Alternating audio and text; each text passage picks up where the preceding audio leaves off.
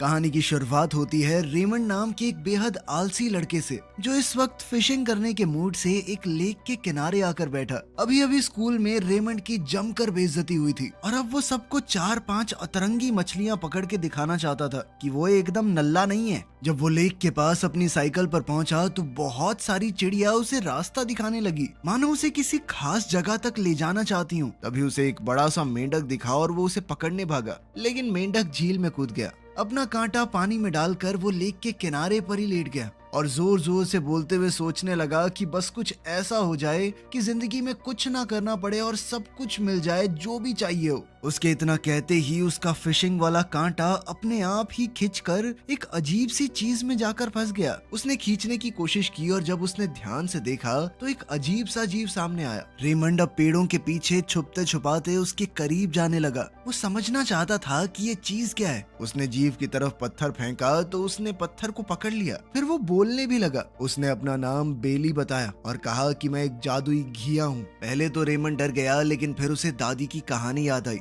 वो अक्सर उसे जादुई घिया की कहानी सुनाया करती थी, जो अपने मालिक की हर एक इच्छा को पूरा कर सकता है, बिल्कुल एक जिन की तरह। तब उसे समझ आ गया कि ये जीव उसे नुकसान नहीं पहुंचाने वाला। बेली ने कहा कि वो रेमंड की हर इच्छा पूरी कर सकता है। रेमंड को इस बात पर यकीन नहीं हुआ। उसने कहा, अगर सच में तेरे अंदर पावर है तो एक मछली अपने आप मेरी बाल्टी में आ जाए। रेमंड ने थोड़ा देखा, लेकिन कुछ हुआ नहीं, इसीलिए वो वहाँ से निकलने लगा कि ये बकवास कर रहा था। तब बेली ने बताया कि पहले एक शर्त माननी पड़ेगी तुझे। शर्त ये थी कि रेमंड किसी को भी उसके बारे में नहीं बताएगा। अगर लोगों को पता चल गया तो लोग उसे पकड़कर जबरदस्ती अपनी सारी इच्छाएं पूरी करवाने लगेंगे, जिससे उसकी जिंदगी बहुत बेकार हो जाएगी। रेमंड ने वादा किया कि वो इस बात को राज ही रखेगा। इसके बाद बेली ने अपना जादू शुरू किया। झील की सारी मछलियां हवा में तैरने लगी। बेली ने कहा कि जो मर्जी मछली चुन ले, और फिर रेमंड की पसंद की मछलियां उसकी बाल्टी में रख दी गई। फिर उसने कहा कि अगर कुछ खाना मिल जाए। बस इतना सुनते ही बेली ने रेमंड की सारी पसंदीदा चीजें जादू से बना दी। वो उसके आसपास घूमने लगी। रेमंड एक एक करके सब कुछ चखने लगा। खाना खाते हुए रेमंड सपने सजाने लगा कि बस अब तो कुछ नहीं करना, जिंदगी भर आराम से एकदम मजे से जीऊंगा मैं। अब रेमंड को थोड़ा और समझने के लिए कहानी वक्त में पीछे जाती है। इस वक्त रेमंड दुनिया को बचाने का सपना देख रहा था। जब पृथ्वी पर एक बहुत बड़ी मुसीबत आ गई तो रेमंड अपनी स्पेसशिप में गया और सबको बचा लिया। लेकिन तभी अचानक उसे अपनी दादी की आवाज सुनाई दी और फिर भाई साहब नींद से जाग गए। उसकी छोटी बहन सोफी भी उसके ऊपर चीख रही थी कि स्कूल के लिए उठना पड़ेगा अब। सोफी ने याद दिलाया कि उनके माँ बाप एयरपोर्ट जा रहे हैं। रेमंड तुरंत उनसे मिलने भागा और अपने माँ बाप से कहा कि ऑल द बेस्ट, ध्यान से जाना। माँ ने कहा कि चलो जाने से पहले तुमसे मिलना तो हुआ, लेकिन पापा ने सख्ती से कहा कि स्कूल के लिए लेट हो जाओगे, जल्दी निकलो। इसके बाद वो स्कूल के लिए निकल गया और रास्ते में अपने दोस्तों से मिला। तब सूजी ने उससे पूछा कि तुमने मैथ्स के टेस्ट की तैयारी की है? रेमंड भाई साहब को तो तब टेस्ट के बारे में याद आया। अब वो बस यही सोच रहा था कि भगवान करे टीचर मुझे बुलाए ही ना, लेकिन क्लास में टीचर ने सबसे पहले उसे ही बोर्ड पर बुलाया। रेमंड ने सच बताया कि मैम मैं तैयारी नहीं कर पाया, मैं अपने मम्मी पापा की मदद कर रहा था, वो जा रहे थे कहीं पे। लेकिन इस बात से टीचर को फर्क नहीं पड़ा। उसने पूरी क्लास के सामने रेमंड को सजा दी ताकि सभी बच्चों को समझ आए कि बिना पढ़े आने का नतीजा क्या होता है। ये पहली बार नहीं था। रेमंड अक्सर पढ़ाई को नजरअंदाज ही करता था, इसीलिए उसके नंबर भी कम आते थे। क्लास के बोर्ड पर भी उसके नाम के आगे बस 1 स्टार लगा हुआ था, लेकिन रेमंड खुश था कि चलो 1 स्टार तो है मेरे पास। वो ज्यादातर समय उल जलूल सपने देखने में बिताता। उसने अपने दोस्तों को अपना साइंस प्रोजेक्ट के लिए बनाया हुआ रॉकेट का डिजाइन दिखाया, लेकिन जॉन ने उसका मजाक उड़ाया और कहा कि ऐसा रॉकेट बनाना बहुत मुश्किल है। ये सुनकर रेमंड उदास हो गया और वहाँ से चला गया। घर पहुंचकर उसने सुना कि दादी सोफी को एक जादुई घिये की कहानी सुना रही है, जो हर एक इच्छा को पूरी कर सकता है। रेमंड ने ये कहानी न जाने कितनी बार सुनी हुई थी, तो वो इसे नजरअंदाज करके अपने कमरे में चला गया। उसने एक जगह बैठकर होमवर्क करने की बहुत कोशिश की, लेकिन बार बार नींद की झपकी आ जाती। फिर वो मछली पकड़ने उसी लेक पर पहुंच गया जहाँ से कहानी की शुरुआत हुई थी। खैर, बेली का जादू से बनाया हुआ खाना खाने के बाद रेमंड ने आसमान की तरफ देखते हुए कहा, यार मैं हमेशा से उड़ना चाहता था। इतना सुनते ही बेली ने जल्दी से थोड़ा दूर जाकर जादू से एक प्लेन बना दिया और कहा कि मास्टर बैठो इसमें। बेली ने पायलट सीट पर बैठकर प्लेन को उड़ाया और आसमान से अपने शहर का नजारा देखकर रेमंड बहुत खुश हुआ। वो आसमान में पक्षियों के साथ उड़ रहा था। रेमंड की सपनों भरी दुनिया असलियत में बदलने लगी। उसने बेली से कहा कि मुझे स्कूल ले चलो ताकि मैं अपने दोस्तों को पकड़ी हुई मछलियां दिखा सकूं। स्कूल पहुंचकर उसने शॉन और डैन को मछलियां दिखाई। दोनों बहुत इम्प्रेस हो गए। उसने मछलियां प्रोफेसर लू को भी दिखाई और फिर घर लाकर एक्वेरियम में रख दी। घर पर वो बेली से बात कर रहा था कि तभी सोफी कमरे में आ गई। उसने पूछा कि वो किससे बात कर रहा है। रेमंड ने तुरंत बहाना बना दिया कि तू तो मुझे जानती है, मैं अजीब सा हूँ, खुद से ही बात कर रहा था। लेकिन सोफी नहीं मानी और वो कमरे में उस जीव को ढूंढने लगी। सोफी बेड के नीचे घुसकर बेली को पकड़ने की कोशिश करती रही। बेली भी बचकर भाग रहा था। सोफी उसकी तरफ लपकी और उसने सोचा कि मैंने बेली को पकड़ लिया, लेकिन ये तो दादी का पैर था। इसके बाद दादी ने उसे बेड से बाहर निकाला और अपने साथ नीचे ले गई कि पढ़ने दे भाई को। उनके जाने के बाद रेमंड ने बेली को ढूंढा। बेली कंबल के नीचे सो रहा था। खैर अगली सुबह रेमंड लाइब्रेरी गया और हैना से एक किताब लेने की कोशिश की, लेकिन हैना ने बताया कि वो किताब नहीं मिल सकती क्योंकि फ्रेड जिसे वो पसंद करती है उसने पहले ही किताब को रिजर्व कर लिया था। रेमंड ने हैना से कहा कि यार वो किताब बहुत जरूरी है, मुझे बायोलॉजी का टेस्ट है, उसकी तैयारी करनी है, इस बार फिर से पनिशमेंट मिलेगी वरना। लेकिन हैना ने देने से मना कर दिया। ये सुनकर रेमंड बहुत परेशान हो गया। तब बेली ने मदद करने का फैसला किया। उसने अपनी जादुई ताकत से वो किताब सीधा रेमंड के बैग में पहुंचा दी। जब रेमंड ने देखा कि ये किताब उसके बैग में आ गई है तो वो घबरा गया। उसे डर लगा कि अगर किसी को पता चल गया कि ये बुक उसके पास है तो सजा मिल सकती है उसे। अभी अचानक शॉन पीछे से उसके पास आया और रेमंड डर गया। शॉन ने उसे चेस खेलने के लिए बुलाया। रेमंड ने कहा कि मुझे पहले एक जरूरी काम करना है। उसने किताब चुपके से लाइब्रेरी से बाहर फेंक दी और बेली से कहा कि इसे उड़ा के वापस भेज दे। इसके बाद वो शॉन के साथ चेस खेलने लगा। चेस खेलते वक्त रेमंड ने मजाक में कहा कि बेटे हराऊंगा तुझे, तेरा राजा रानी सब खा जाऊंगा मैं, ये देख मेरा हाथी। लेकिन बेली को लगा कि वो सच में राजा रानी वो सब खाना चाहता है और उसकी इच्छा पूरी कर दी। अचानक से रेमंड ने सच में चेस के सारे पीस निकल लिए। अब वो तुरंत बाहर भागा ताकि उन्हें निकाल सके। इसी दौरान उसने देखा कि साइंस की किताब हवा में उड़ रही है। वो उसे पकड़ने के लिए पीछे भागा लेकिन पकड़ नहीं पाया। तब बेली ने उड़ने वाली टोपी का इस्तेमाल किया ताकि किताब का पीछा कर सके, लेकिन दोनों सीधे फिटनेस रूम के स्विमिंग पूल में गिर गए। जब रेमंड वहां पहुंचा तो उसने बिना सोचे पानी में छलांग लगा दी और किताब का पीछा करके उसे पकड़ लिया। कोच ने देखा कि रेमंड बहुत तेज तैर रहा है। उसकी रफ्तार देखकर वो बहुत इम्प्रेस हुआ। उसने रेमंड को अपनी स्विमिंग टीम में शामिल होने का ऑफर दिया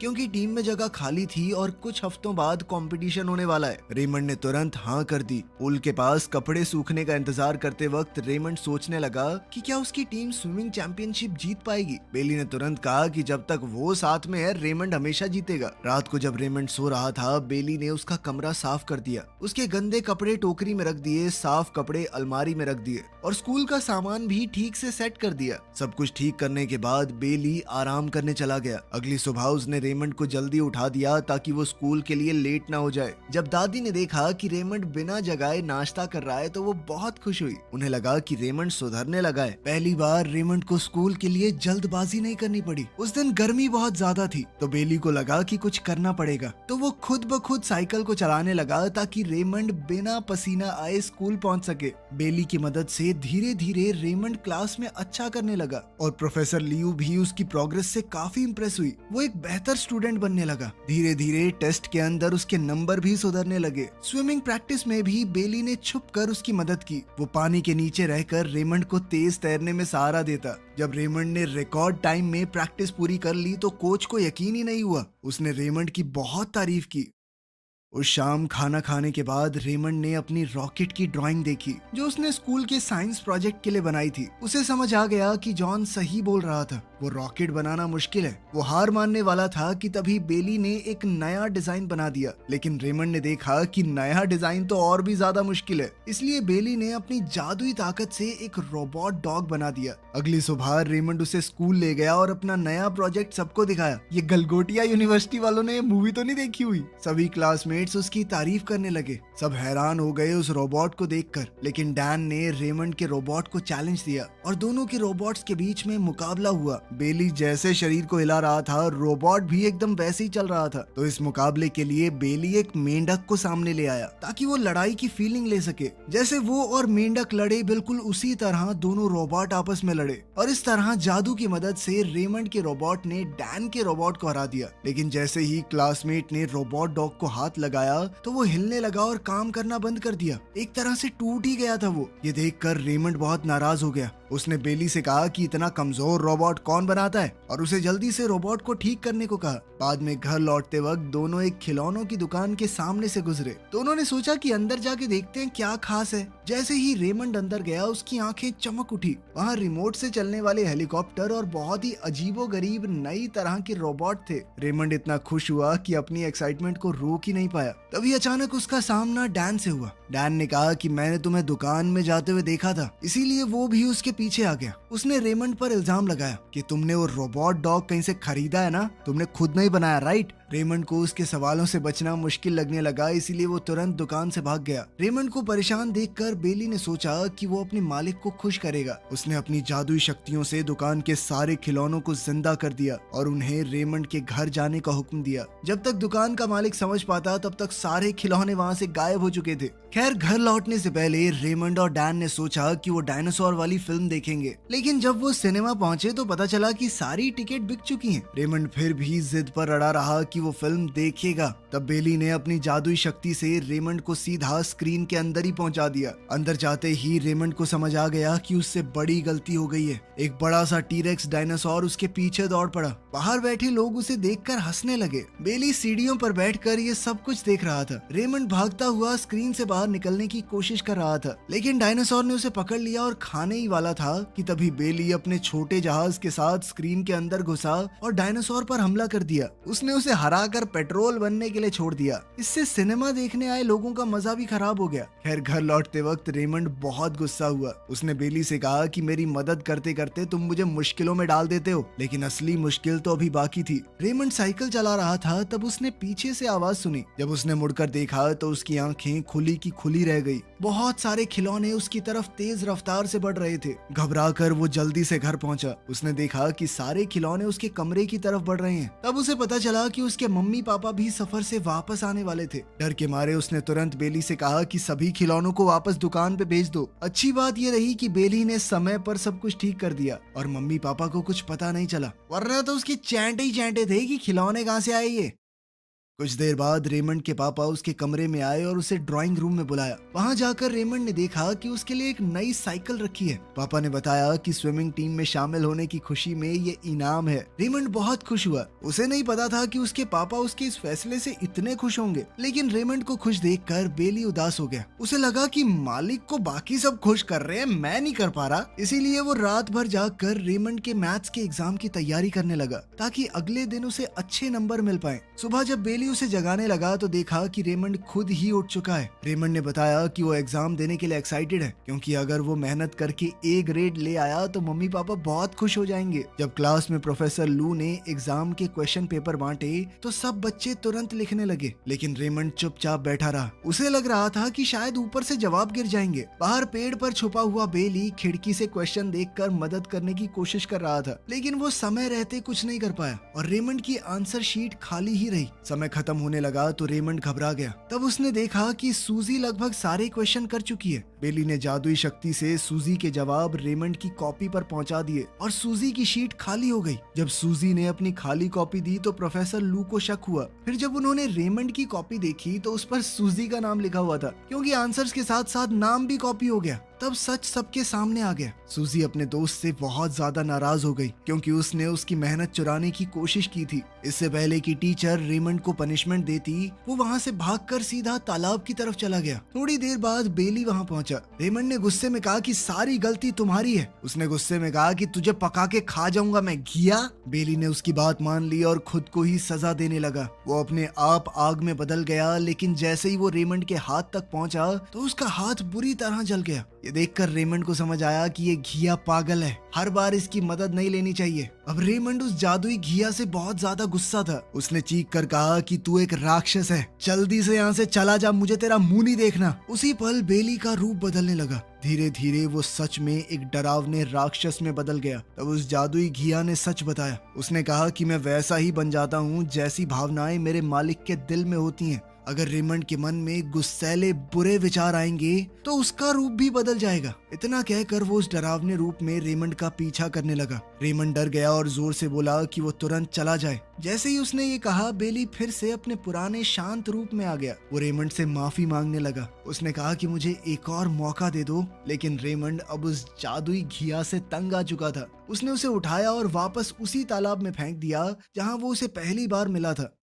कुछ ही देर बाद रेमंड की टीचर और उसके दोस्त उसे ढूंढते हुए वहां पहुंच गए। सब लोगों को उसकी चिंता हो रही थी। मिस लू उसे तुरंत स्कूल के डॉक्टर रूम में ले गई और उसके जले हुए हाथ की मरहम पट्टी की। साथ ही उसने उसे समझाया कि जिंदगी में जो भी चाहिए मेहनत से मिलता है। चीटिंग करना गलत बात है और उसका रिजल्ट हमेशा बुरा ही होगा। जब रेमंड बाहर आया तो उसने देखा कि उसके दोस्त बाहर खड़े उसका इंतजार कर रहे हैं। उसने तुरंत सूजी से भी माफी मांगी। सूजी ने उसे माफ कर दिया और कहा कि आने वाले एग्जाम्स के लिए मैं तुम्हारी तैयारी करवाऊंगी। अच्छे नंबर आएंगे तुम्हारे, चिंता मत करो। अब स्विमिंग कंपटीशन बस कुछ ही हफ्तों दूर था। रेमंड हर दिन लगातार प्रैक्टिस करने लगा ताकि अपनी टीम को जितवा सके। धीरे धीरे वो एक मजबूत और तेज स्विमर बन गया। जल्द ही वो अपनी टीम के सबसे बेहतर खिलाड़ियों में शामिल हो गया। इन सब घटनाओं के बाद भी बेली अपने मालिक को छोड़ नहीं पाया। वो अपने मालिक की चिंता करता रहा। वो चुपचाप दूर से रेमंड को देखता था। रेमंड को उसके होने का पता भी नहीं चला। बेली उसकी लगन देखकर बहुत खुश था और उसे अपने मालिक पर गर्व महसूस हुआ।